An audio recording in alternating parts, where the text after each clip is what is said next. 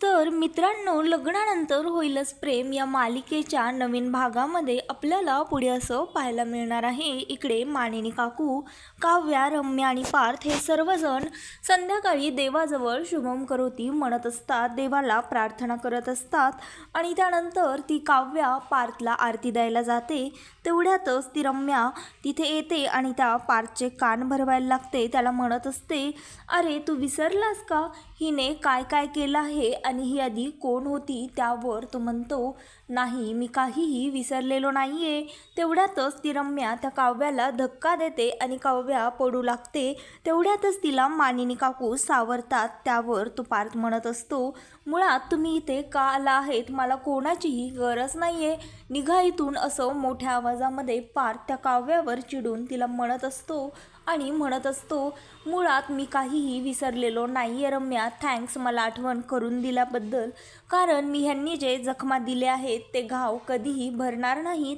त्यामुळे आता तुम्ही काव्या इथनं निघा, उगाचच फुंकार घालण्याचा प्रयत्न करू नकात, असं तो म्हणत असतो. आणि रम्या तिथे समोर येते आणि चुटकी वाजवून त्या काव्याला घराबाहेर हकलवत असते. पण हा सगळा त्या रम्याचा भ्रम असतो आणि ती स्वतः एकटी, सगळेजण तिथनं आरती घेऊन गेलेले असतात आणि रम्या मात्र तिथे एकटी चुटके वाजवत बघितले उभा राहिलेली असते. त्यावर ती काव्या तिला म्हणते, अगं जे तुझ्या मनामध्ये आहे ना ते ओठांवर आणण्याचा प्रयत्न देखील करू नको, कारण तुझ्या मनामध्ये जे आहे ते काहीही घडणार नाही आहे रम्या, आणि मी इथनं जाणार देखील नाही आहे. त्यामुळे तू असा तुझ्या मनामध्ये जे आहे ते मनातच राहू दे, तुझ्या ओठांवर आणण्याचा प्रयत्न देखील करू नकोस, असं काव्या त्या रम्याला म्हणत असते. तर ती म्हणत असते, घे आरती घे.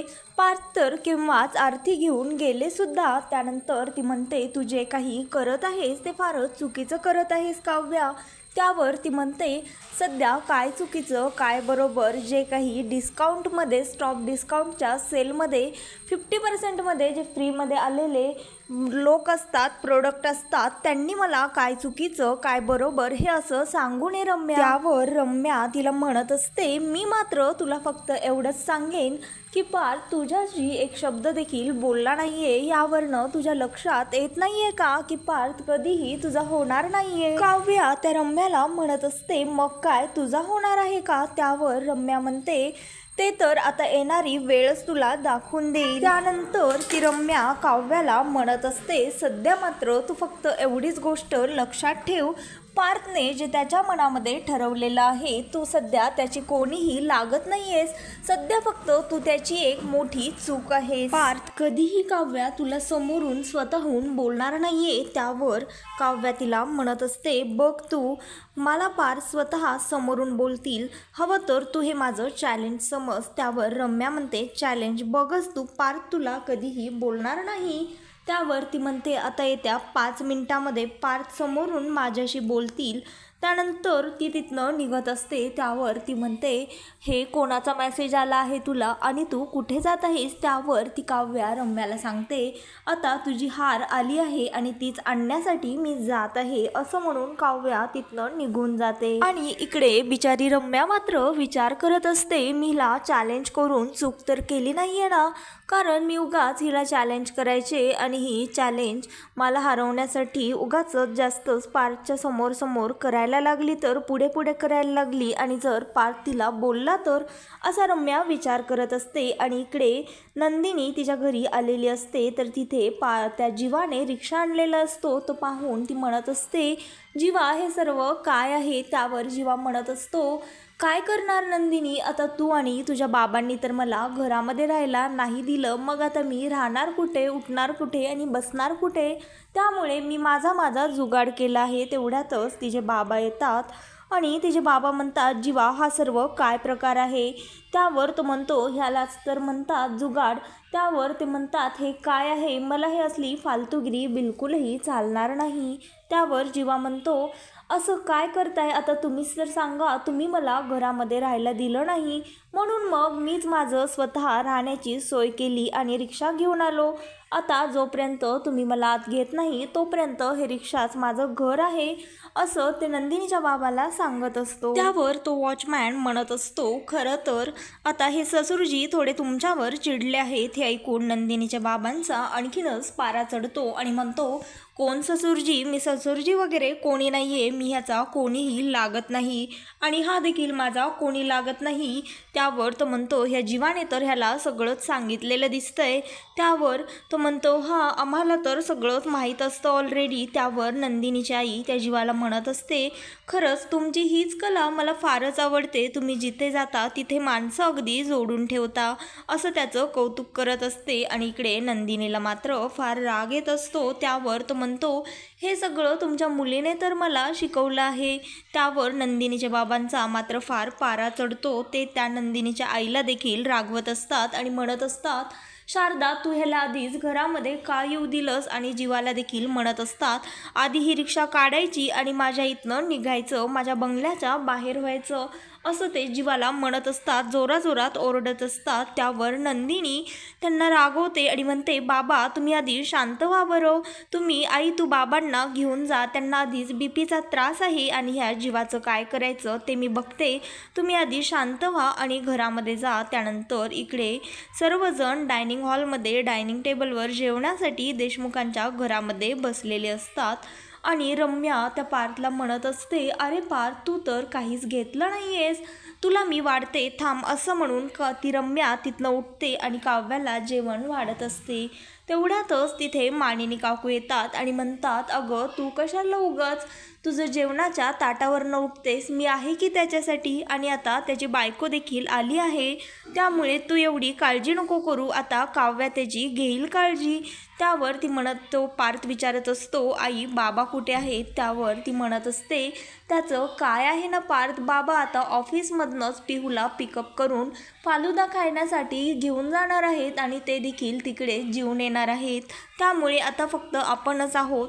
आणि काव्याचं विचारशील तर ती आत्ता बाहेर जाताना मी तिला पाहिलं होतं, कदाचित ती बाहेरच असेल, तिचं काहीतरी पार्सल आलंय म्हणे, असं म्हणून त्या मानिनी काकू जोराजोरात काव्याला आवाज देत असतात. आणि त्या नेमकं पार्थच्या कानाजवळच काव्या असं ओरडत असतात. त्यावर पार्थ म्हणतो, आई प्लीज माझ्या कानाजवळ येऊन हे नाव घेऊ नकोस, मला त्रास होतोय. आणि इकडे तो जीवा त्या नंदिनीला म्हणत असतो, हे बघ खरं तर जगामध्ये एखादी गोष्ट मिळवायची असेल तर साम दाम दंडवत हे सगळं वापरावं लागतं, पण मी मात्र प्रेम, जिद्द, आपुलकी आणि आपलेपणा हे सगळं आणि जीवागिरी वापरून तुला नक्कीच मिळवणार आहे. त्यावर ती नंदिनी त्याला विचारते, हे जीवागिरी म्हणजे नेमकं काय आहे? त्यानंतर जीवा त्या नंदिनीला म्हणत असतो, मी तुला कुठलीही जबरदस्ती किंवा इमोशनल ड्रामा करून नाही मिळवणार, तर मी आता जीवागिरी जीवा स्टाईलने मिळवणार आहे, म्हणजेच मी आता ह्या रिक्षातनं तुला असंच बघत राहणार.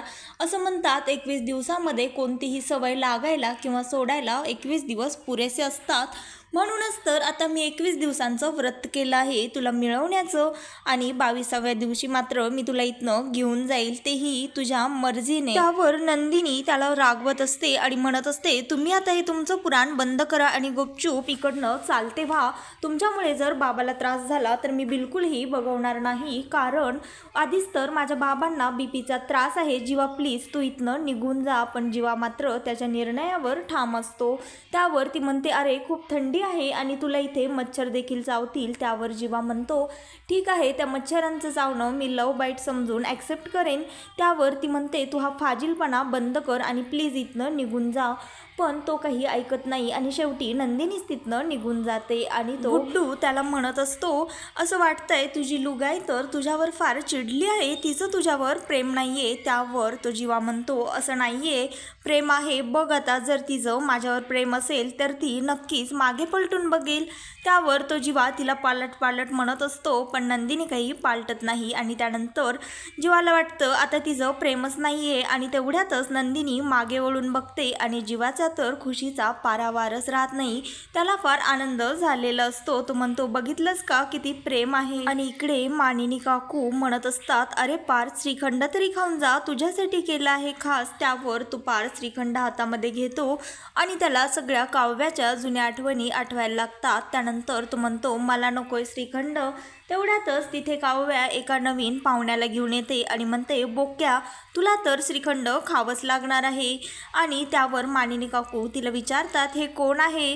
त्यावर ती म्हणते, आता मी हा बोक्का घेतला आहे, हा माझा बोक्का आहे, म्हणजेच देशमुखांचा हा नवीन बोक्का आहे. त्यावर ती सांगत असते, कसं आहे ना, मी देशमुख आहे आणि हा माझा बोक्का आहे, मग हा पण झाला की नाही देशमुखांचा बोक्का? ती त्या रम्याकडे बघून म्हणत असते, हा फक्त माझा आहे, बाकी कोणाचाच नाही. आणि त्यानंतर तो पार्थ तिथनं उठून जात असतो. तेवढ्यातच ती म्हणते, गुड नाईट बोक्या. त्यावर नकळतपणे पार्थ देखील तिला गुड नाईट बोलून जातो आणि ती रम्या मात्र त्या काव्याकडे बघतच राहते, कारण तिला तसं काव्याने चॅलेंज दिलेलं असतं की येत्या 5 मिनिटामध्ये पार्थ माझ्याशी समोरून बोलेल आणि अगदी तसंच घडलेलं असतं. आणि इकडे जीवाने नंदिनीला मनवण्यासाठी एक वेगळीच आयडिया काढलेली असते. तो आता ब्लॉग बनवत असतो आणि तो म्हणत असतो, काय मग गुड्डू भैया, करूयात का सुरुवात? त्यानंतर तो कॅमेरा ऑन करतो आणि म्हणत असतो, गणपती बाप्पा मोरया. खरं तर नव्याची सुरुवात देवाच्या नावाने करूया आणि आपलं म्हणणं जगापर्यंत पोहोचवण्यासाठी सोशल मीडियाचा वापर करूया. आत्ता मी सध्या माझ्या बायकोच्या घराच्या खाली आहे आणि मी आता तिला मनवण्याचा प्रयत्न करत आहे, तर प्लीज माझा हा ब्लॉग तुम्ही स्किप करू नका आणि शेवटपर्यंत बघा, मला सपोर्ट करा, असं त्या सर्व तो ब्लॉग पाहणाऱ्या लोकांना रिक्वेस्ट करत असतो. म्हणत असतो, माझ्या प्रयत्नांना तुमची साथ देखील हवी आहे. आणि इकडे मानिनी काकू काव्याला म्हणत असतात, तू तर फार हुशार आहेस ग, तू तर चक्क तुझ्या रुसलेला फुगलेला बोक्याला मनवण्यासाठी चक्क एक नवीन बोक्काच घेऊन आली आहेस. त्यावर ती म्हणते, बघा आता तुम्ही, मी ह्याच्या मदतीने माझ्या बोक्याला कसं मनवते आणि लवकरच तो मला समोरून बोलेलही आणि मला ॲक्सेप्ट देखील करेल. त्यावर मानिनी काकू काव्याला म्हणत असतात, मला तुझा हा बोक्का फार आवडला आहे. त्यावर तो म्हणत असते, खरंच अगदी तुमच्या बोक्यासारखाच आहे, अगदी कोणीही सहज प्रेमामध्ये पडेल असा. त्यावर ती मानिनी काकू म्हणते, बरं का बोकुडी, मला तुझी ही काव्या देखील खूप आवडलेली आहे, तिच्या काव्यापेक्षा ही नवीन काव्या मला फारच आवडली आहे. त्यावर ती काव्या विचारते, म्हणजे काकू मला कळालं नाही. त्यावर त्या सांगत असतात, कसं आहे ना काव्या, आता तूच बघ, आधी तू सततच चिडचिड करायचीस, आता नेहमी हसत असतेस आणि एवढंच काय तर पार्थसाठी काही ना काही प्रयत्न देखील करत असतेस. ही प्रयत्न करणारी काव्या, सतत हसत खेळत राहणारी काव्या, तोडीस तोड उत्तर देणारी काव्या मला फार आवडली आहे, असं मानिनी काकू त्या काव्याला सांगत असतात. त्यानंतर ती काव्या मानिनी काकूंचा हात हातामध्ये घेते आणि म्हणते, आई, खरं तर कसं आहे ना, तुमच्यासारखी सासू मिळाली, आईसारखं प्रेम करणारी, की आपसुकच सगळं काही समजू उमजू लागतं. खरं तर 16 डिसेंबर नंतर जे काही झालं, त्यानंतर तुम्ही सासू सासरे म्हणून मला झिडकारून टाकलं असतं, पण तुम्ही असं नाही केलं, अगदी मुलीप्रमाणे मला समजून घेतलं. खरंच तुमच्यासारखे मुलीप्रमाणे सुनाला देखील मुलीसारखी वागणूक देणारे सासू सासरे फार कमी असतात, असं ती म्हणत असते. त्यावर मानिनी काकू तिला म्हणतात, आता सर्व काही क्रेडिट मलाच देणार आहेस का? त्यावर काव्या हसत हसत म्हणत असते, हो तुम्हालाच द्यायला हवं, नाहीतर. तेवढ्यातच पिहू देखील तिथे येत असते आणि पिहू तो जीवाचा ब्लॉग बघत असते आणि तेवढ्यातच त्या दोघींना तिथे जीवाचा घरामध्ये आवाज येतो आणि त्या काकू काव्याला म्हणत असतात, अगं जीवाचा आवाज इथे कुठनं येत आहे? आणि त्यानंतर काव्याचं लक्ष पिहूकडे जातं. काव्या पिहूला आवाज देते आणि पिहू तिला सांगत असते, अगं बघ ना काव्याताई, हे पार्थदादाने नंदिनी वहिनीला मनवण्यासाठी कसली भारी आयडिया काढली आहे, तो आता ब्लॉग बनवत आहे. त्यावर ती देखील आश्चर्याने आणि कौतुकाने बघत असते आणि ती मानिनी म्हणते, अगं मला देखील दाखवा, आणि हे ब्लॉग म्हणजे काय असतं नेमकं, ते आता मला पाहता येईल की नाही आणि ते कोणत्या साईडवर पाहायचं असतं मला काही कळत नाही, हल्ली मी सोशल मीडियावर नाही आहे ना. तेवढ्यातच ती काव्या म्हणते, आई तुम्ही का टेन्शन घेताय, आम्ही आहोत ना, आम्ही तुमचं अकाउंट काढून देऊ, मग तुम्ही हवं तेव्हा जीवाचे ब्लॉग बघू शकता. त्यानंतर पिहू देखील इकडे पार्थला तो जीवाचा ब्लॉग दाखवण्यासाठी त्याच्याकडे गेली असते आणि तो म्हणत असतो, ए चकाचक बाई, मी तुला नक्कीच मिळवणार आहे आणि मला माहीत आहे माझ्या प्रयत्नांना नक्कीच यश मिळणार आहे. आणि इकडे ती काव्या मानिनी काकूंना म्हणत असते, आई बघा आता तर माझा विश्वासच पटला आहे. मी पार्थला आणि जेव्हा नंदिनी ताईला नक्कीच मिळवणार आहे. आता सगळं काही फार सोपं झालं आहे. आणि तेवढ्यातच पार्थ देखील मानिनी काकूंना त्याच्याबद्दलच बोलण्यासाठी त्या जीवाच्या ब्लॉगबद्दल येत असतो. आणि तेवढ्यातच पार्थ त्या काव्याचं आणि मानिनीचं सर्व काही बोलणं ऐकतो. आणि तो त्याच्या मनाशीच ठरवत असतो, मी हिला इथे राहू दिलं आहे काव्या, याचा अर्थ असा नाही की मी सगळं आधीचं झालेलं विसरून पुन्हा एकदा नव्याने सुरुवात करेल. कारण माझ्यासाठी हे शक्य नाही आहे. आधीचा प्रेम करणारा पार्थ तर इथे नाहीच आहे, तो केव्हाच मेला आहे. त्यामुळे तुम्ही फार चुकीच्या अपेक्षा घेऊन इथे आला आहेत, असं तो स्वतःच्या मनाशीच बोलत असतो. आणि इकडे नंदिनी देखील शॉक झालेली असते की जीवा नेमकं हे आता काय करत आहे, ह्याचं हे नवीन काय ड्रामा सुरू झाला आहे, ह्याच्यामुळे बाबांना त्रास व्हायला नको असा ती विचार करत असते तो ब्लॉग बघून. तर मित्रांनो, लग्नानंतर होईलच प्रेम या मालिकेचे नवनवीन लेटेस्ट एपिसोड पाहण्यासाठी आत्ता चॅनलला लाईक, शेअर आणि सबस्क्राईब मात्र नक्की करा. व्हिडिओ आवडलेला असल्यास व्हिडिओला कमेंट देखील करा.